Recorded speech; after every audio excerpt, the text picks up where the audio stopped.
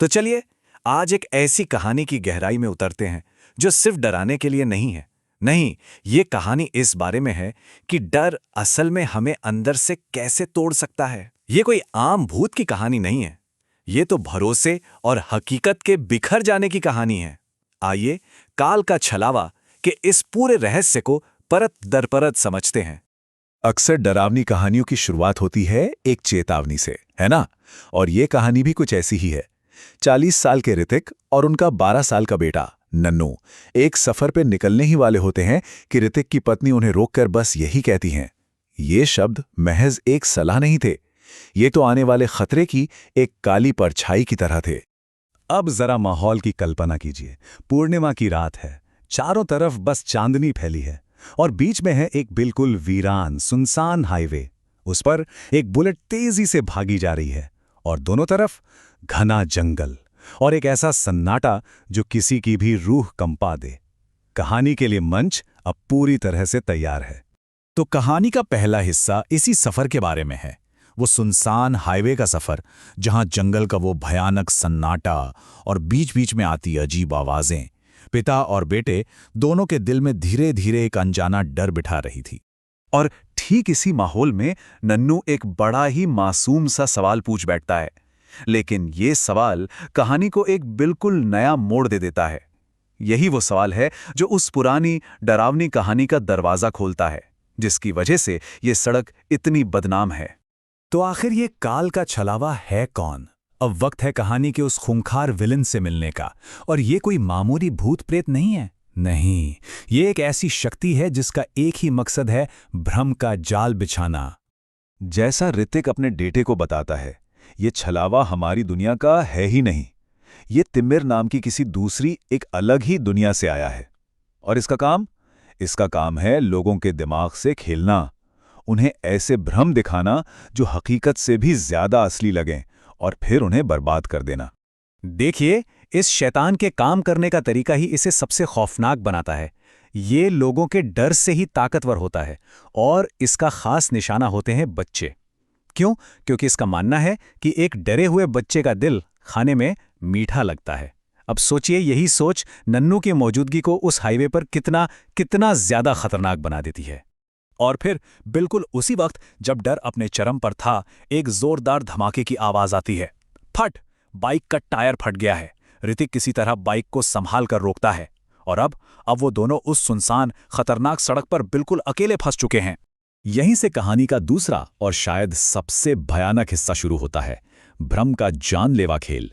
अब छलावा अपना असली खेल शुरू करता है, एक दिमागी खेल जिसमें वो पिता और बेटे को एक दूसरे के ही खिलाफ खड़ा कर देगा। कैसे? डरावने और बिल्कुल अलग अलग भ्रम दिखाकर। खेल का पहला मोहरा, नन्नू की नजर पास के कोहराम कब्रिस्तान पर पड़ती है और उसे वहां कौन दिखता है? वो खुद, उसका अपना ही हमशक्ल, जिसका चेहरा एकदम पीला पड़ चुका है, जैसे उसमें खून की एक बूंद भी ना हो।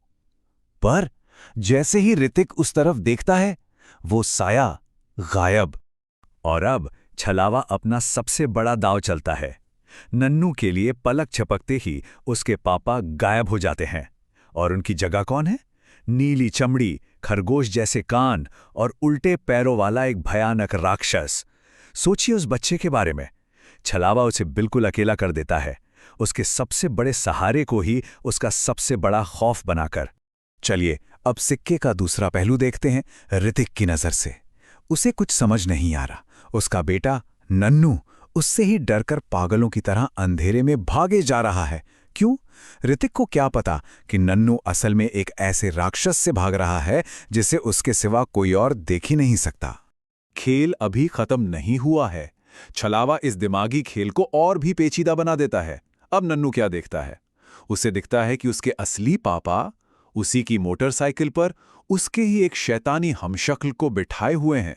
चमकती गुलाबी आंखें, काले दांत। ये नजारा नन्नू के डर को और उसकी उलझन को कई गुना बढ़ा देता है। और ये है धोखे की इंतहा। एक ही लम्हा और दो बिल्कुल अलग अलग सच। एक तरफ ऋतिक है जो अपने प्यारे डरे हुए बेटे को गले लगाकर शांत करने की कोशिश कर रहा है, और दूसरी तरफ नन्नू है जिसे लग रहा है कि उसे हरे सींग और पीली आंखों वाले एक भयानक राक्षस ने जकड़ रखा है और वो अपनी जान बचाने के लिए छटपटा रहा है। और यहीं कहानी का पासा पलट जाता है। ये एक निर्णायक मोड़ है। अब तक छलावा सिर्फ नन्नू के दिमाग से खेल रहा था, लेकिन अब वो अपना निशाना बदलता है। अब बारी है ऋतिक की। ऋतिक को अचानक अपने हाथों में कुछ चिपचिपा, कुछ घिनौना सा महसूस होता है। बस यहीं से कहानी का सबसे दर्दनाक अंत शुरू होता है। छलावे का ये पूरा खेल अब एक ऐसी भयानक गलती की तरफ बढ़ रहा है जिसे कभी भी सुधारा नहीं जा सकेगा। ऋतिक के लिए हकीकत पूरी तरह से चकनाचूर हो जाती है। एक पल पहले तक जिसे वो अपना बेटा समझकर पकड़े हुए था, अब वो उसका बेटा नहीं है। उसकी आंखों के सामने नन्नू के कपड़ों में एक 3 फुट का कंकाल है जो खिलखिलाकर हंस रहा है। जब डर हावी हो जाता है ना, तो दिमाग काम करना बंद कर देता है, और उस एक पल में इंसान वो कर बैठता है जिसकी उसने कभी कल्पना भी नहीं की होती। एक ऐसी गलती जिसका बोझ शायद जिंदगी भर भी कम नहीं होता। खौफ से कांपते हुए ऋतिक पास पड़ा लकड़ी का एक भारी फट्टा उठाता है और उस कंकाल के सिर पर पूरी ताकत से दे मारता है, और उसी एक पल में भ्रम का शीशा टूट जाता है। उसे अब किसी कंकाल की हंसी नहीं, बल्कि दर्द से चीखते हुए अपने ही बेटे की जानी पहचानी आवाज सुनाई देती है, आ मम्मी। नतीजा एक बेटा मारा गया, और कातिल उसका अपना पिता जो खुद छलावे का शिकार था। एक ऐसा पिता जिसे डर ने अपने ही बच्चे का कातिल बना दिया। पर कहानी अभी खत्म नहीं हुई है। छलावे की भूख अभी शांत नहीं हुई है। उसका काम अभी बाकी है। उस भयानक हादसे के बाद भी उसका असर जिंदा है, क्योंकि उसे अपना आखिरी शिकार भी तो चाहिए। देखिए छलावा कैसे काम करता है। वो ऋतिक के दुख और पछतावे का फायदा उठाता है। पुलिस की जीप में बैठे ऋतिक को अचानक नन्नू की आवाज सुनाई देती है। उसे लगता है कि उसका बेटा जिंदा है, उसे बुला रहा है, और बस वो चलती जीप से कूद जाता है। लेकिन वो सड़क पर नहीं, वो एक आखिरी धोखे का शिकार होकर एक गहरी खाई में जा गिरता है। और कहानी का अंत, उस खाई के ऊपर खड़ा छलावा जोर जोर से हंस रहा है, और उसके मुंह से बस एक ही गीत निकल रहा है, छल छल छलावा। उसकी जीत अब मुकम्मल हो चुकी है। तो इस पूरी कहानी से हम क्या समझें?